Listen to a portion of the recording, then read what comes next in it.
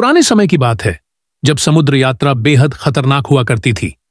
एक जहाज जिसका नाम उम्मीद था व्यापार के लिए निकल पड़ा, लेकिन सफर के दौरान एक भयंकर तूफान आया और वह जहाज रास्ता भटक गया। उसमें 12 नाविक थे जो अब गहरे समुद्र में फंस गए थे।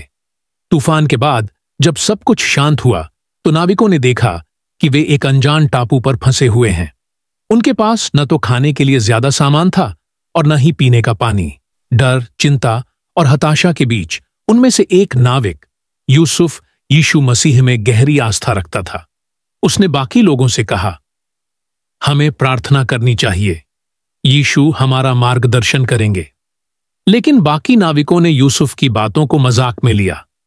वे सोचने लगे कि अब केवल उनका कौशल और तजुर्बा ही उन्हें बचा सकता है। वे खाने की खोज में जंगल में भटकने लगे, लेकिन उन्हें सिर्फ जहरीले फल मिले। तभी अचानक एक भूखा भेड़िया उनके सामने आ गया। सब डर गए, लेकिन यूसुफ शांत था। उसने अपनी आंखें बंद कीं और यीशु से मदद की प्रार्थना की। तभी हवा में एक अजीब सा सुकून भरा एहसास हुआ और वह भेड़िया चमत्कारिक रूप से शांत होकर वापस जंगल में चला गया। अब कुछ नाविकों को यूसुफ की आस्था पर यकीन होने लगा, लेकिन कुछ अभी भी अपने अहंकार में डूबे थे। एक रात जब सभी थक कर सो रहे थे, यूसुफ को एक सपना आया। सपने में यीशु प्रकट हुए और कहा, कल सुबह सूरज की पहली किरण के साथ तुम पानी के पास जाओगे, वहां तुम्हें मदद मिलेगी।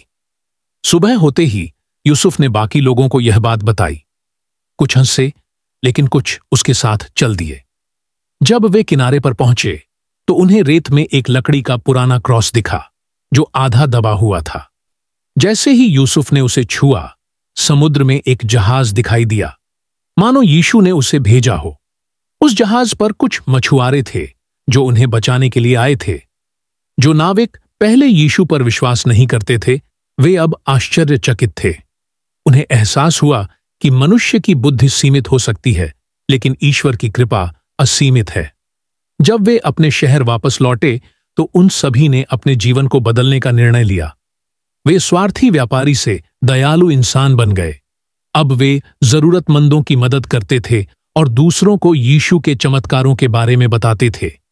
अगर हम अपने जीवन की हर मुश्किल में यीशु मसीह पर भरोसा रखें तो वह हमें कभी निराश नहीं करेंगे। कभी कभी राह धुंधली हो सकती है, लेकिन विश्वास की रोशनी हमें सही दिशा दिखा देती है। इस तरह खोया हुआ जहाज सिर्फ पानी में नहीं, बल्कि आत्मा में भी नई रोशनी पाकर अपने गंतव्य तक पहुंचा।